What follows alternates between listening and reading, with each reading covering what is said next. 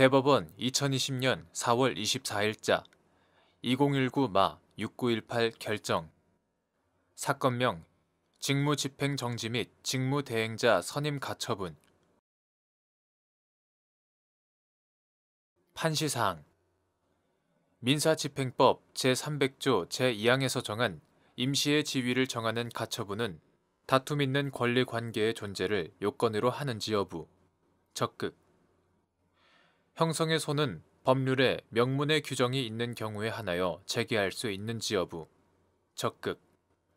민법상 조합의 청산인에 대한 해임 청구권을 피보전 권리로 하여 청산인에 대한 직무집행정지와 직무대행자 선임을 구하는 가처분이 허용되는지 여부. 원칙적 소극. 결정요지.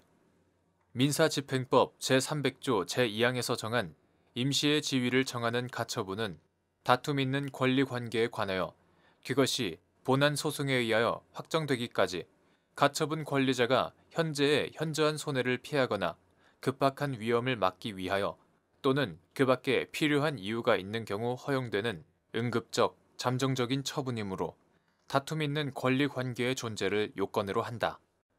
법률 관계의 변경, 형성을 목적으로 하는 형성의 소는 법률에 명문의 규정이 있는 경우에 한하여 제기할 수 있다. 단체의 대표자 등에 대하여 해임을 청구하는 소는 형성의 소에 해당하고 이를 허용하는 법적 근거가 없는 경우 대표자 등에 대하여 직무집행정지와 직무대행자 선임을 구하는 가처분 신청은 가처분에 의하여 보전될 권리관계가 존재한다고 볼 수 없어 허용되지 않는다. 조합이 해산한 때 청사는 총조합원 공동으로 또는 그들이 선임한 자가 그 사무를 집행하고 청산인의 선임은 조합원의 과반수로서 결정한다. 민법 제721조 제1항, 제2항. 민법은 조합원 중에서 청산인을 정한 때 다른 조합원의 일치가 아니면 청산인인 조합원을 해임하지 못한다고 정하고 있을 뿐이고 제723조, 제708조. 조합원이 법원에 청산인의 해임을 청구할 수 있는 규정을 두고 있지 않다. 민법상 조합의 청산인에 대하여 법원에 해임을 청구할 권리가 조합원에게 인정되지 않으므로 특별한 사정이 없는 한 그와 같은 해임 청구권을 피보전 권리로 하여 청산인에 대한 직무집행정지와 직무대행자 선임을 구하는 가처분은 허용되지 않는다.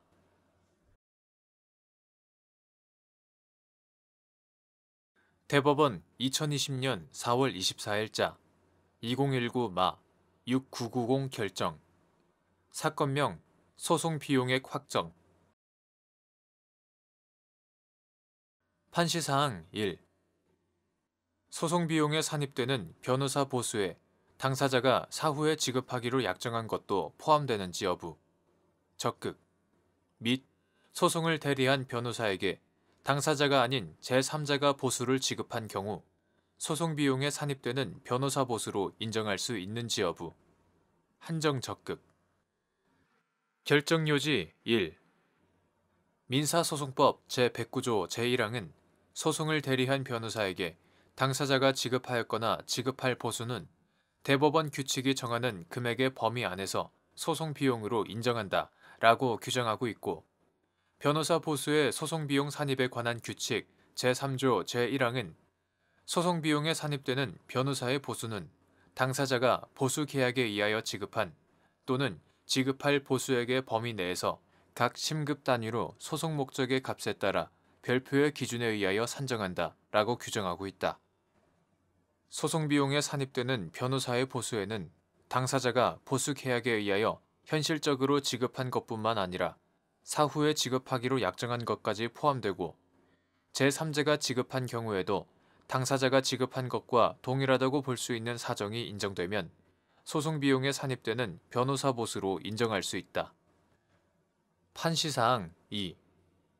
갑이 신탁계약의 수탁자인 을 주식회사를 상대로 소송을 제기하자 신탁계약의 위탁자인 병 주식회사가 신탁계약에 따라 정법무법인의 위소송의 대리를 위임하면서 보수는 추후 소송비용액 확정 신청을 통하여 상대방으로부터 상환받을 변호사 보수로 그 지급을 가름하기로 약정하였는데 위 소송에서 소송 비용은 갑이 부담한다는 판결이 확정되자 을 회사가 갑을 상대로 소송 비용액 확정 신청을 한 사안에서 병 회사가 보수 약정에 따라 정 법인에 지급하기로 한 변호사 보수는 소송 당사자인 을 회사가 지급하는 것과 동일하다고 볼 수 있어 소송 비용으로 인정되어야 하고 소송 비용액 확정 절차에서 변호사 보수의 소송 비용 산입에 관한 규칙에 의하여 결정되는 변호사 보수는 보수 약정에 따라 정 법인에 지급될 보수액으로서 갑이 을 회사에 상환하여야 할 소송 비용에 산입된다고 보아야 하는데도 을 회사가 지급하였거나 지급할 변호사 보수가 없다는 이유로 갑이 을 회사에 상환하여야 할 소송 비용액을 0원으로 확정한 원심 판단에는 소송 비용에 산입되는 변호사 보수에 관한 법리 오해 등 잘못이 있다고 한 사례. 결정 요지 2. 갑이 신탁계약의 수탁자인 을 주식회사를 상대로 소송을 제기하자 신탁계약의 위탁자인 병 주식회사가 신탁계약에 따라 정 법무법인의 위 소송의 대리를 위임하면서 보수는 추후 소송 비용액 확정 신청을 통하여 상대방으로부터 상환받을 변호사 보수로 그 지급을 가름하기로 약정하였는데 위 소송에서 소송 비용은 갑이 부담한다는 판결이 확정되자 을 회사가 갑을 상대로 소송 비용액 확정 신청을 한 사안에서 병 회사가 신탁재산과 관련된 위 소송을 대리한 정 법인에 보수를 지급하기로 약정한 것은 병 회사와 소송 당사자인 을 회사가 내부적으로 신탁재산 관련 소송의 수행 책임과 비용 부담 등을 정한 신탁계약에 따른 것이므로 병 회사가 보수 약정에 따라 정 법인에 지급하기로 한 변호사 보수는 소송 당사자인 을 회사가 지급하는 것과 동일하다고 볼 수 있어 소송 비용으로 인정되어야 하고 소송 비용액 확정 절차에서 변호사 보수의 소송 비용 산입에 관한 규칙에 따라 결정되는 변호사 보수는 보수 약정에 따라 정 법인에 지급될 보수액으로서 갑이 을 회사에 상환하여야 할 소송 비용에 산입된다고 보아야 하는데도 을 회사가 지급하였거나 지급할 변호사 보수가 없다는 이유로 갑이 을 회사에 상환하여야 할 소송 비용액을 0원으로 확정한 원심 판단에는 소송 비용에 산입되는 변호사 보수에 관한 법리 오해 등 잘못이 있다고 한 사례.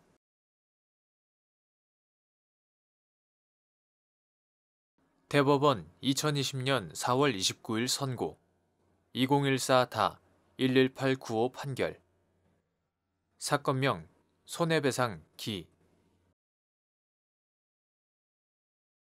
판시사항 1. 주식 투자를 하는 일반 투자자는 대상 기업에 대한 외부 감사인의 감사 보고서를 믿고 이를 판단 자료로 삼아 주식을 거래한다고 보아야 하는지 여부. 적극. 판결 요지 1. 주식 거래에서 대상 기업의 재무 상태는 주가를 형성하는 가장 중요한 요인 중의 하나이고 대상 기업의 재무 제표에 대한 외부 감사인의 회계 감사를 거쳐 작성된 감사 보고서는 대상 기업의 정확한 재무 상태를 드러내는 가장 객관적인 자료로서 일반 투자자에게 공표되어 주가 형성에 결정적인 영향을 미친다. 주식 투자를 하는 일반 투자자로서는 대상 기업의 재무 상태를 나타내는 감사 보고서가 정당하게 작성되어 공표된 것으로 믿고 주가가 당연히 그의 바탕을 두고 형성되었으리라고 생각하여 대상 기업의 주식을 거래한 것으로 보아야 한다. 판시사항 2. 감사인의 부실감사를 토대로 주식 거래를 한 주식 투자자가 감사인에게 민법상 불법 행위 책임을 근거로 배상을 구할 수 있는 손해액, 부실감사로 상실하게 된 주가에 상응하는 금액 및 이를 산정하는 방법. 판결 요지 2. 감사인의 부실감사를 토대로 주식 거래를 한 주식 투자자가 부실감사를 한 감사인에게 민법상 불법 행위 책임을 근거로 배상을 구할 수 있는 손해액은 일반적으로 그와 같은 부실감사로 상실하게 된 주가에 상응하는 금액이다. 이러한 주가에 상응하는 금액은 특별한 사정이 없는 한 부실감사가 밝혀져 거래가 정지되기 직전에 정상적으로 형성된 주가와 부실감사로 인한 거래 정지가 해제되고 거래가 재개된 후 계속된 하중가를 벗어난 시점에서 정상적으로 형성된 주가의 차액이라고 볼 수 있다.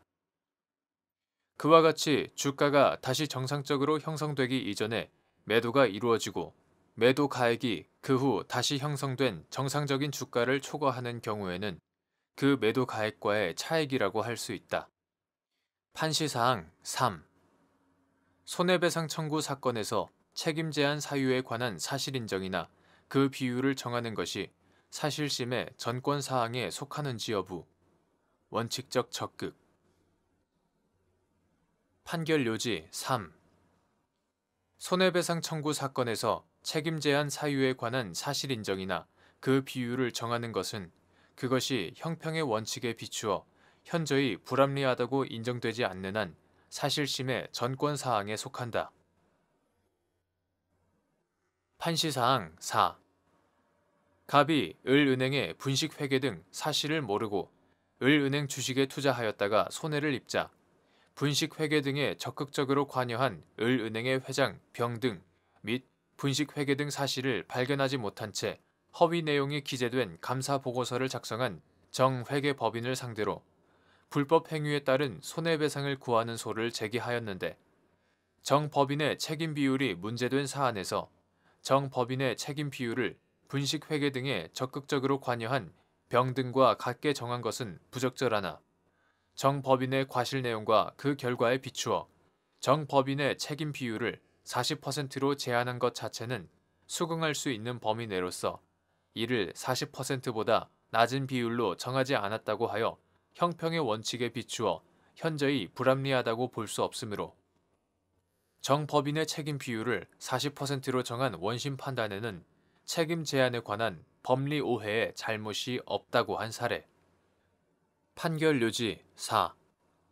갑이 을은행의 분식회계 등 사실을 모르고 을은행 주식에 투자하였다가 손해를 입자 분식회계 등에 적극적으로 관여한 을은행의 회장 병등 및 분식회계 등 사실을 발견하지 못한 채 허위 내용이 기재된 감사보고서를 작성한 정회계법인을 상대로 불법 행위에 따른 손해배상을 구하는 소를 제기하였는데 정법인의 책임 비율이 문제된 사안에서 정법인의 책임 비율을 고의로 대손충당금을 과소 적립하는 방법으로 분식 행위를 하고 이를 기초로 허위의 사업보고서 등을 공시하는데 적극적으로 관여한 병등과 같게 정한 것은 적절하지 않으나 병등의 책임 부분이 40%로 확정된 것은 갑이 상고하지 않았기 때문일 뿐 책임 비율이 적정하다는 것을 뜻하는 것은 아니므로 정법인의 책임 비율을 병등과 같게 정한 잘못이 있더라도 정법인의 책임 비율이 그 자체로 재량 범위에 있다면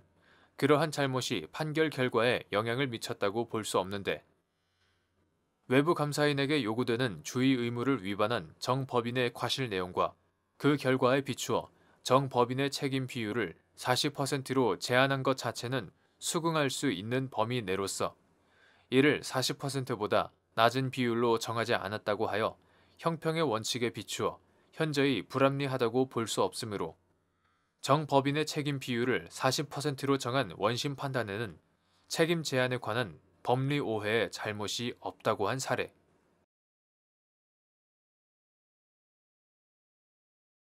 대법원 2020년 4월 29일 선고 2015다 224797 판결 사건명 손해배상 기 판시사항 1. 국가 배상 책임에서 법령 위반의 의미 및 수사기관이 범죄 수사를 하면서 지켜야 할 법규상 또는 조리상의 한계를 위반한 것이 법령 위반에 해당하는지 여부. 적극. 판결 요지 1. 국가 배상 책임에 있어 공무원의 가해 행위는 법령을 위반한 것이어야 하고 법령을 위반하였다 함은 엄격한 의미의 법령 위반뿐 아니라 인권 존중, 권력 남용 금지, 신의 성실과 같이 공무원으로서 마땅히 지켜야 할 준칙이나 규범을 지키지 않고 위반한 경우를 포함하여 널리 그 행위가 객관적인 정당성을 결여하고 있음을 뜻하는 것이므로 수사기관이 범죄 수사를 하면서 지켜야 할 법규상 또는 조리상의 한계를 위반하였다면 이는 법령을 위반한 경우에 해당한다. 판시사항 2. 피의자가 소년 등 사회적 약자인 경우 수사기관은 수사 과정 중 피의자의 방어권 행사에 불이익이 발생하지 않도록 더욱 세심하게 배려할 직무상 의무를 부담하는지 여부, 적극 및 수사기관이 고의 또는 과실로 위 직무상 의무를 위반하여 피의자 신문 조서를 작성함으로써 피의자의 방어권이 실질적으로 침해된 경우 국가 배상 책임이 성립하는지 여부, 적극 판결 요지 2. 수사기관은 수사 등 직무를 수행할 때 헌법과 법률에 따라 국민의 인권을 존중하고 공정하게 하여야 하며 실체적 진실을 발견하기 위하여 노력하여야 할 법규상 또는 조리상의 의무가 있고, 특히 피의자가 소년 등 사회적 약자인 경우에는 수사 과정에서 방어권 행사에 불이익이 발생하지 않도록 더욱 세심하게 배려할 직무상 의무가 있다. 따라서 경찰관은 피의자의 진술을 조서화하는 과정에서 조서의 객관성을 유지하여야 하고, 고의 또는 과실로 위 직무상 의무를 위반하여 피의자 신문 조서를 작성함으로써 피의자의 방어권이 실질적으로 침해되었다고 인정된다면 국가는 그로 인하여 피의자가 입은 손해를 배상하여야 한다.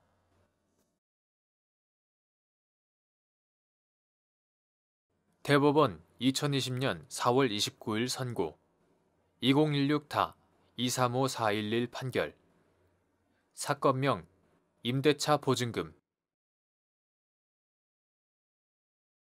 판시사항 1. 저당권으로 담보된 채권의 질권을 설정한 경우 질권자와 질권 설정자가 피담보 채권만을 질권의 목적으로 하고 저당권은 질권의 목적으로 하지 않는 것도 가능한지 여부, 적극 및 이는 담보가 없는 채권에 질권을 설정한 다음 그 채권을 담보하기 위하여 저당권이 설정된 경우에도 마찬가지인지 여부, 적극 판결 요지 1.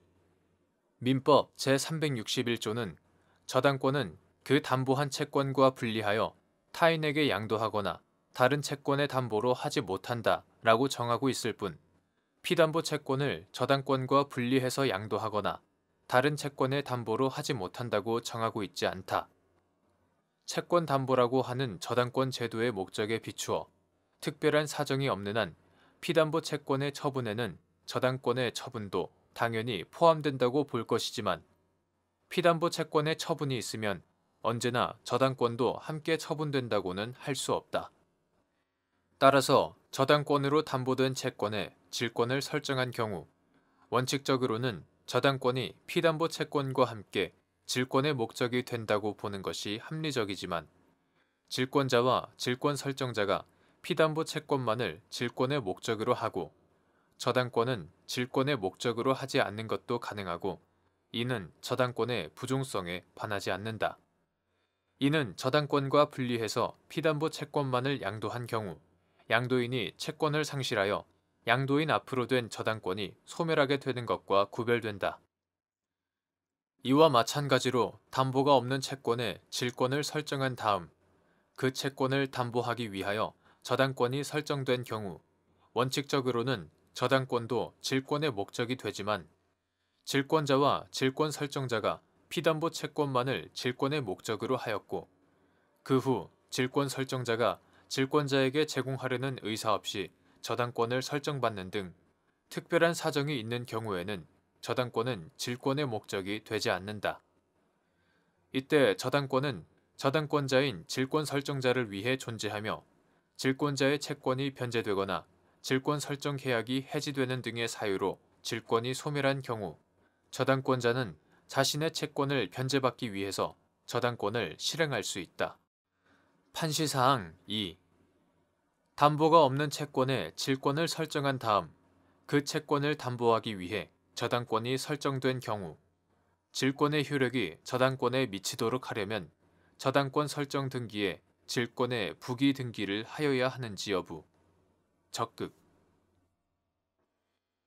판결 요지 2. 민법 제348조는 저당권으로 담보한 채권을 질권의 목적으로 한 때에는 그 저당권 설정 등기에 질권의 부기 등기를 하여야 그 효력이 저당권에 미친다고 정한다.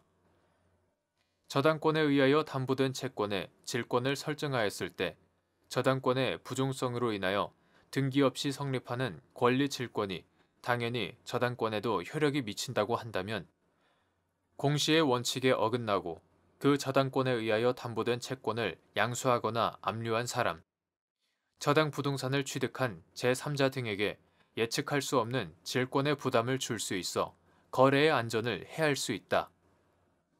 이에 따라 민법 제348조는 저당권 설정 등기에 질권의 부기 등기를 한 때에만 질권의 효력이 저당권에 미치도록 한 것이다. 이는 민법 제186조에서 정하는 물권 변동에 해당한다. 이러한 민법 제348조의 입법 취지에 비추어 보면 담보가 없는 채권에 질권을 설정한 다음 그 채권을 담보하기 위해서 저당권을 설정한 경우에도 저당권으로 담보한 채권에 질권을 설정한 경우와 달리 볼 이유가 없다. 또한 담보가 없는 채권에 질권을 설정한 다음 그 채권을 담보하기 위해 저당권을 설정한 경우에 당사자 간 약정 등 특별한 사정이 있는 때에는 저당권이 질권의 목적이 되지 않을 수 있으므로 질권의 효력이 저당권에 미치기 위해서는 질권의 부기 등기를 하도록 함으로써 이를 공시할 필요가 있다. 따라서 담보가 없는 채권에 질권을 설정한 다음 그 채권을 담보하기 위해 저당권이 설정되었더라도 민법 제348조가 유추 적용되어 저당권 설정 등기에 질권의 부기 등기를 하지 않으면 질권의 효력이 저당권에 미친다고 볼 수 없다. 판시사항 3. 갑 주식회사가 모회사인 을 주식회사가 병에 대해 부담하는 채무를 담보하기 위하여 정에 대한 임대차 보증금 반환 채권에 관하여 병과 근질권 설정 계약을 체결한 다음 위 임대차 보증금 반환 채권을 담보하기 위하여 정으로부터 임대차 목적물 등에 관하여 근저당권을 설정받았는데 근저당권 설정 등기가 해지를 원인으로 말소되자 병이 자신의 근질권이 침해되었다며 위 말소 등기의 회복을 구한 사안에서 재반 사정에 비추어 질권자인 병과 질권 설정자인 갑 회사가 임대차 보증금 반환 채권만을 질권의 목적으로 하고 질권 설정자가 질권자에게 제공하려는 의사 없이 근저당권을 설정받는 등 저당권이 질권의 목적이 되지 않는 특별한 사정이 있는 경우에 해당한다고 볼 여지가 있고 또한 병은 근저당권 설정 등기에 관하여 질권의 부기 등기를 마치지 않았으므로 이 점에서도 병의 질권의 효력이 근저당권에 미친다고 할 수 없다고 한 사례. 판결요지 3. 갑 주식회사가 무회사인 을 주식회사가 병에 대해 부담하는 채무를 담보하기 위하여 정에 대한 임대차 보증금 반환 채권에 관하여 병과 근질권 설정 계약을 체결한 다음 위 임대차 보증금 반환 채권을 담보하기 위하여 정으로부터 임대차 목적물 등에 관하여 근저당권을 설정받았는데 근저당권 설정 등기가 해지를 원인으로 말소되자 병이 자신의 근질권이 침해되었다며 위 말소 등기의 회복을 구한 사안에서 갑 회사와 정의 임대차 계약 시 저당권 설정에 관한 내용이 없었고 병과 갑 회사의 근질권 설정 계약 시 정에 대한 확정일자부 통지 또는 승낙을 받아줄 의무 등 질권 설정자의 의무나 질권의 실행 조건, 실행 방법에 관하여 상세히 규정하였음에도 저당권에 관한 내용은 전혀 없었던 점 등에 비추어 질권자인 병과 질권 설정자인 갑 회사가 임대차 보증금 반환 채권만을 질권의 목적으로 하고 질권 설정자가 질권자에게 제공하려는 의사 없이 근저당권을 설정받는 등 저당권이 질권의 목적이 되지 않는 특별한 사정이 있는 경우에 해당한다고 볼 여지가 있고 또한 병은 근저당권 설정 등기에 관하여 질권의 부기 등기를 마치지 않았으므로 이 점에서도 병의 질권의 효력이 근저당권에 미친다고 할 수 없는데도 이와 달리 본 원심 판단에 법리 오해 등의 잘못이 있다고 한 사례.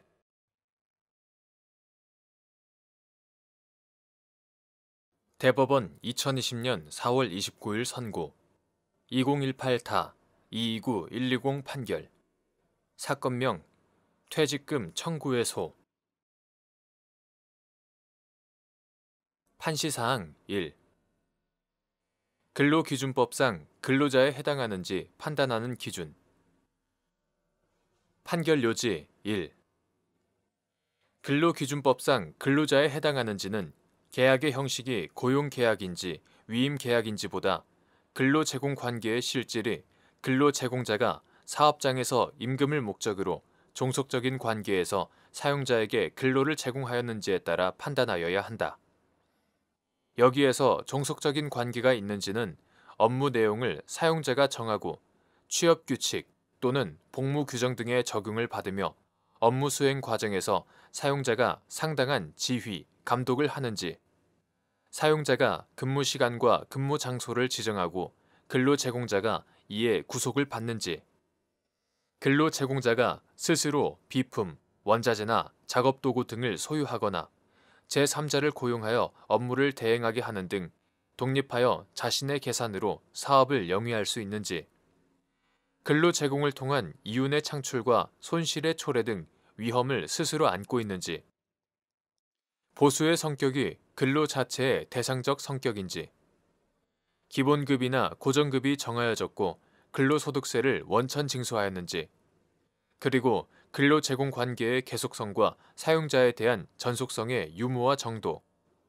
사회보장제도에 관한 법령에서 근로자로서 지위를 인정받는지 등의 경제적, 사회적 여러 조건을 종합하여 판단하여야 한다.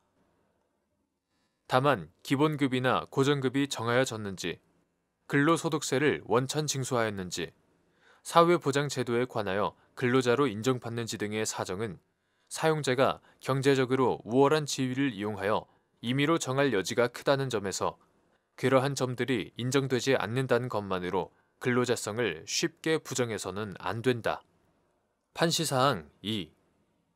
채권 추심 및 신용조사업 등을 영위하는 갑 주식회사와 채권 추심 업무 위촉 계약을 체결한 후 갑 회사의 지점에서 채권 추심원으로 근무한 을이 근로기준법상 근로자에 해당하는지 문제된 사안에서 재반 사정에 비추어 갑 회사와 을 사이에 체결된 계약의 형식에도 불구하고 그 실질은 을이 임금을 목적으로 종속적인 관계에서 갑 회사에 근로를 제공하는 근로계약 관계라고 봄이 타당하므로 을은 근로기준법의 적용 대상인 근로자에 해당하는데도 이와 달리 본 원심 판단에 법리 오해 등의 잘못이 있다고 한 사례. 판결 요지 2.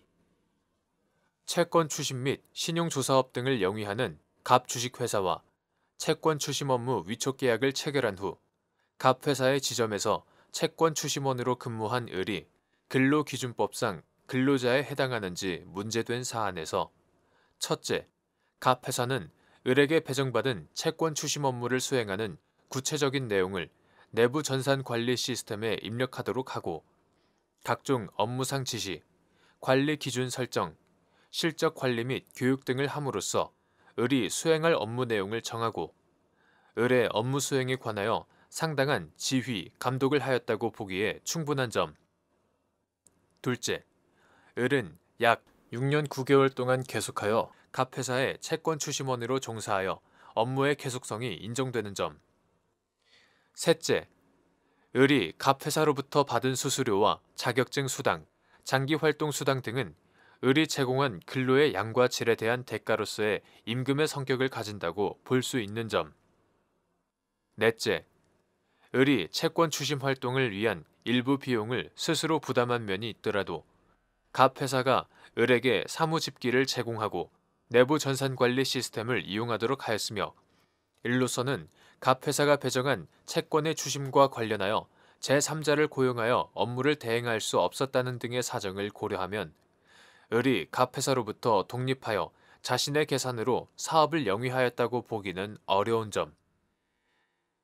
다섯째, 을이 근무 시간이나 근무 장소에 대하여 갑 회사의 엄격한 제한을 받았다고 보기는 어려우나 이는 잦은 외근이 이루어지는 채권 추심 업무의 특성에 기인한 것에 불과한 점. 여섯째, 을이 갑회사와의 계약관계가 유지되는 기간 동안 다른 곳에서도 급여 소득을 얻은 적이 있지만 그와 같은 급여 소득을 올리게 된 경위와 금액 등을 고려하면 을의 근로자성을 부정하는 유력한 징표로 삼기는 어려운 점.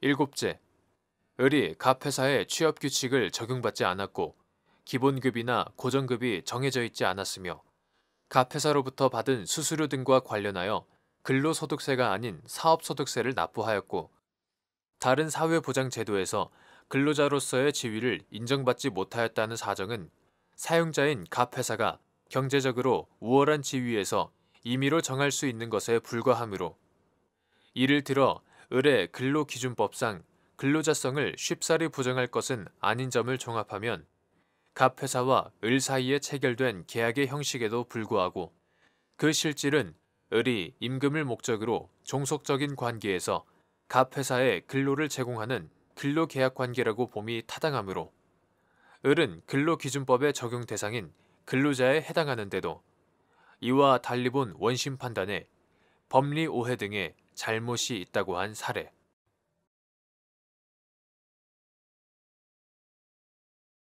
대법원 2020년 4월 29일 선고 2018다 263519 판결 사건명 임금 등 판시사항 의료인이 아닌 사람이 의료인을 고용하여 그 명의를 이용하여 의료기관을 개설한 경우 의료인 명의로 근로자와 근로계약이 체결되었더라도 의료인 아닌 사람과 근로자 사이에 실질적인 근로관계가 성립하면 의료인 아닌 사람이 근로자에 대하여 임금 및 퇴직금의 지급 의무를 부담하는지 여부, 적극, 및 이는 위와 같은 의료기관의 운영 및 손익 등이 의료인 아닌 사람에게 귀속되도록 하는 내용의 약정이 의료법 제33조 제2항 위반으로 무효인 경우에도 마찬가지인지 여부, 적극, 판결 요지 근로기준법상 근로자에 해당하는지는 계약의 형식과는 관계없이 실질에 있어서 임금을 목적으로 종속적인 관계에서 사용자에게 근로를 제공하였는지에 따라 판단하여야 하고 반대로 어떤 근로자에 대하여 누가 임금 및 퇴직금의 지급 의무를 부담하는 사용자인가를 판단함에 있어서도 계약의 형식이나 관련 법규의 내용에 관계없이 실질적인 근로관계를 기준으로 하여야 한다. 의료인이 아닌 사람이 월급을 지급하기로 하고 의료인을 고용해 그 명의를 이용하여 개설한 의료기관인 이른바 사무장 병원에 있어서 비록 의료인 명의로 근로자와 근로계약이 체결되었더라도 의료인 아닌 사람과 근로자 사이에 실질적인 근로관계가 성립할 경우에는 의료인 아닌 사람이 근로자에 대하여 임금 및 퇴직금의 지급 의무를 부담한다고 보아야 한다. 이는 이른바 사무장 병원의 운영 및 손익 등이 의료인 아닌 사람에게 귀속되도록 하는 내용의 의료인과 의료인 아닌 사람 사이의 약정이 강행법규인 의료법 제33조 제2항 위반으로 무효가 된다고 하여 달리 볼 것은 아니다.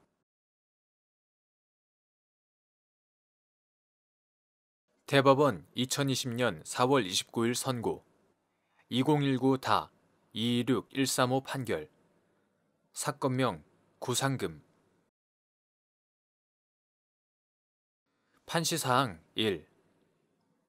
민사법의 실정법 조항의 물리 해석 또는 논리 해석만으로 현실적인 법정 분쟁을 해결할 수 없거나 사회적 정의관념에 현저히 반하게 되는 결과가 초래되는 경우 유추 적용을 할 수 있는지 여부, 적극, 및 그 한계. 판결 요지 1. 민사법의 실정법 조항의 물리 해석 또는 논리 해석만으로는 현실적인 법적 분쟁을 해결할 수 없거나 사회적 정의관념에 현저히 반하게 되는 결과가 초래되는 경우에는 법원이 실정법의 입법 정신을 살려 법적 분쟁을 합리적으로 해결하고 정의관념에 적합한 결과를 도출할 수 있도록 유추 적용을 할 수 있다. 법률의 유추 적용은 법률의 흠결을 보충하는 것으로 법적 규율이 없는 사안에 대하여 그와 유사한 사안에 관한 법규범을 적용하는 것이다. 이러한 유추를 위해서는 법적 규율이 없는 사안과 법적 규율이 있는 사안 사이에 공통점 또는 유사점이 있어야 한다. 그러나 이것만으로 유추 적용을 긍정할 수는 없다. 법규범의 체계, 입법 의도와 목적 등에 비추어 유추 적용이 정당하다고 평가되는 경우에 비로소 유추 적용을 인정할 수 있다. 판시사항 2. 채권자가 지역신용보증재단인 경우 보증채무의 부종성에 대한 예외 조항인 채무자 회생 및 파산에 관한 법률 제250조 제2항 제1호의 적용을 배제하는 기술보증기금법 제37조의 3과 신용보증기금법 제30조의 3이 유추 적용되는지 여부. 소극. 판결 요지 2.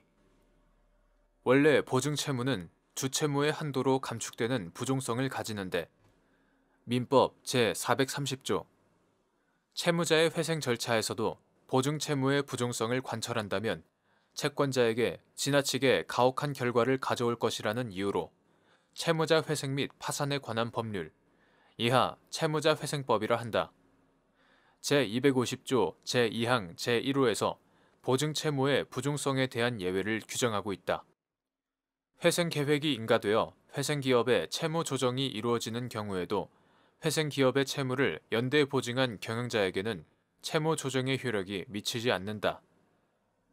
이에 따라 경영자 개인은 여전히 재기하기 어렵고 경영자의 기업의 채무를 연대 보증하는 경우가 많은 중소기업의 현실에 비추어 결국 기업의 실효성 있는 회생도 어려워진다는 점을 고려하여 기술보증기금법 제37조의 3과 신용보증기금법 제30조의 3이 신설되었다. 이러한 조항을 적용하면 보증채무의 부종성에 대한 예외를 규정한 채무자회생법 제250조 제2항 제1호의 적용은 배제되고 결국 원래로 돌아가 보증채무의 부종성이 인정된다. 그러나 지역신용보증재단에 적용되는 지역신용보증재단법에는 채무자회생법 제250조 제2항 제1호의 적용을 배제하는 규정이 없다. 이 경우에도 기술보증기금법 제37조의 3과 신용보증기금법 제30조의 3을 유추 적용하여 채권자가 지역신용보증재단인 경우에 주채무가 인가된 회생계획에 따라 감경, 면제된 때 연대보증채무도 동일한 비율로 감경, 면제된다는 결론을 도출할 수는 없다. 그 이유는 다음과 같다. 위 조항들은 채권자의 권리가 희생되는 불가피한 점이 있는데도 일반 채권자와 구별하여 기술보증기금이나 신용보증기금에 대해서는 달리 취급하겠다고 입법자가 결단하여 특별한 예외를 정한 것이다. 따라서 지역신용보증재단법에 위 조항들과 같은 규정이 없다고 해서 법률의 흠결이 있다고 할 수 없다. 이를 법률의 흠결로 보더라도 기술보증기금 또는 신용보증기금과 지역신용보증재단 사이에 채무자를 위한 보증 업무를 제공한다는 유사점이 있다는 이유만으로 유추 적용을 긍정해야 하는 것도 아니다. 기술보증기금과 신용보증기금은 국민 경제의 발전에 이바지함을 설립 목적으로 하고 있지만 기술보증기금법 제1조, 신용보증기금법 제1조, 지역신용보증재단은 지역경제 활성화와 서민의 복리 증진에 이바지함을 설립 목적으로 하고 있다. 지역신용보증재단법 제1조 지역신용보증재단은 기술보증기금이나 신용보증기금과 달리 정부와 금융기관뿐만 아니라 지방자치단체로부터도 기금 조성을 위한 출연을 받고 있다. 기술보증기금법 제13조, 신용보증기금법 제6조, 지역신용보증재단법 제7조. 채무자를 위해 제공하는 보증의 한도에 관해서도 기술보증기금과 신용보증기금은 30억 원을 한도로 하는데 기술보증기금법 시행령 제23조 제2항, 신용보증기금법 시행령 제20조 제2항. 지역신용보증재단은 8억 원에 불과하다. 지역신용보증재단법 시행령 제16조 제3항. 이처럼 기술보증기금이나 신용보증기금과 지역신용보증재단 사이에는 설립 목적과 재원, 신용보증을 제공하는 경우의 보증 한도액 등에서 차이가 있다. 이러한 사정에 비추어 지역신용보증재단이 채권자인 경우에 기술보증기금법 제37조의 3과 신용보증기금법 제30조의 3을 유추 적용하는 것이 정당하다고 볼 수 없다.